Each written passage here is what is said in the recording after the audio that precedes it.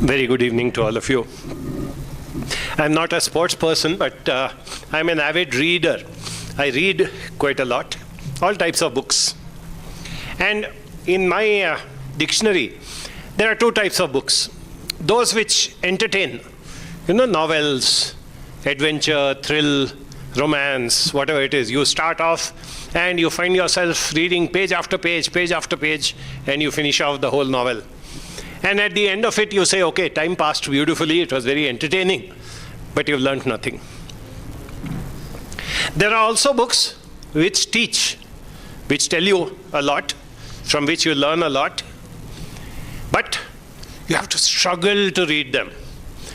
Because every time you start getting bored, every time there's a pressure on your mind and you have to go on telling yourself, no, I need to read this because I need to learn something on this topic and subject. So you have to go on pushing yourself.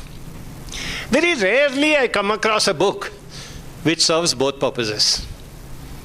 I want to confess to you that when Mr. Vishwanath sent me the soft copy of a draft and told me that we've still got time, about a month or so, I'd like you at your convenience to read it and give me your comments.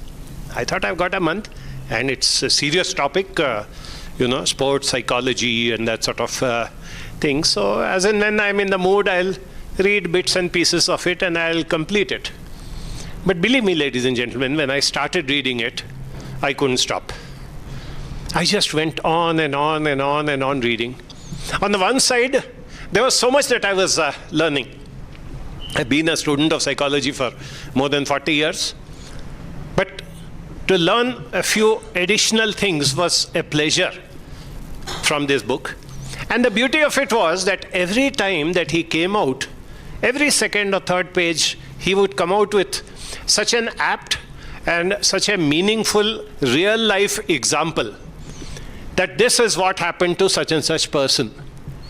And he didn't comment on that. He said, okay, I am presenting before you. I don't know how much of research must have gone into it, right from people like our famous Cassius Clay, Muhammad Ali, his days of how he used to go about saying, I'm the greatest. And people used to laugh at him and say that, everybody knows you're the greatest, man. You are the world champion, heavyweight boxing champion. You don't have to announce it.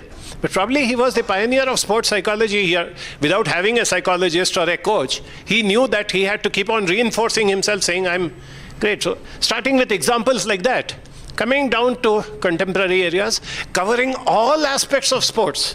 Normally, you restrict yourself if you're a cricket aficionado or if you're, into athletics, you restrict yourself to giving example. He has covered every possible sport, every possible game, every possible athletic, prowess. And he's come out with these examples which keep you spellbound and which convey a meaning to you without sermonizing. See, people have a tendency to sermonize. They say that if you do this, it will be good for you. This is how you should be doing things. This is the better way. This is what it is. Yeah, we do read such books and we do benefit from it. But somewhere there's this feeling, oh my God, this person is trying to, tell me what to do, what not to do. And we're not very happy when that happens. We have to force ourselves. There's no summarizing in this book. It just flows and it makes you sit up and think all the time. Now, in an era when, we have tried, many people have tried, not just Ms. Ashwini Nachappa, many people have tried to make the authorities or the great people understand that physical activity or sports or athletics, whatever it is, cannot be an extracurricular activity. Unfortunately, 70 years after independence, a person to become literate, to be declared a matriculate, has to know in which year the first battle of Panipat took place. But he doesn't have to know what is the team spirit that goes in a game, or how you build up your stamina, or what you need to do to handle challenges, or to, face failure, and also how to face success.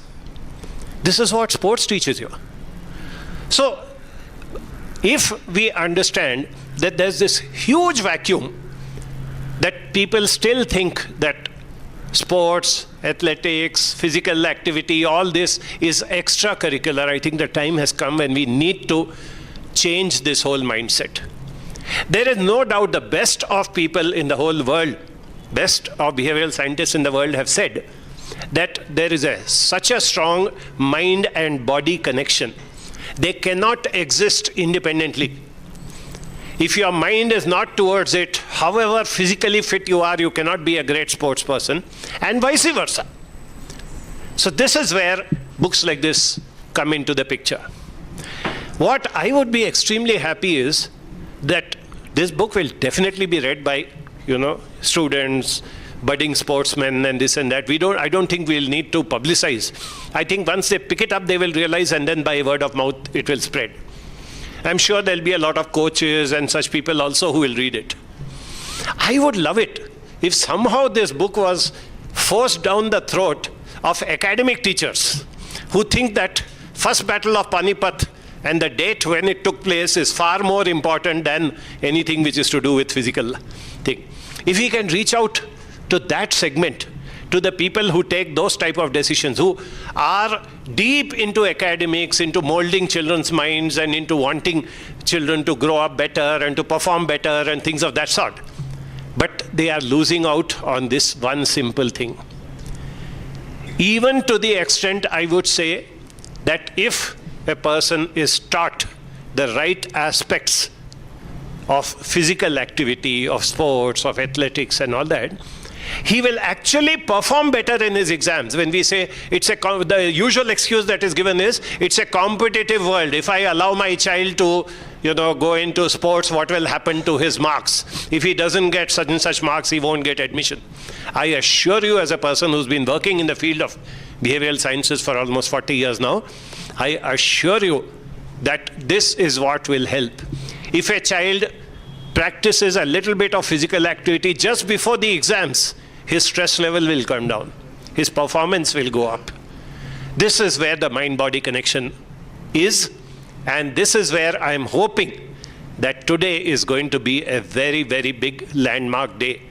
It may be a small gathering here of just few of us, but somewhere I have this great faith that this book will be the harbinger and the beginning of a new way of thinking, a very silent revolution which will help us to bring up a better generation of young people.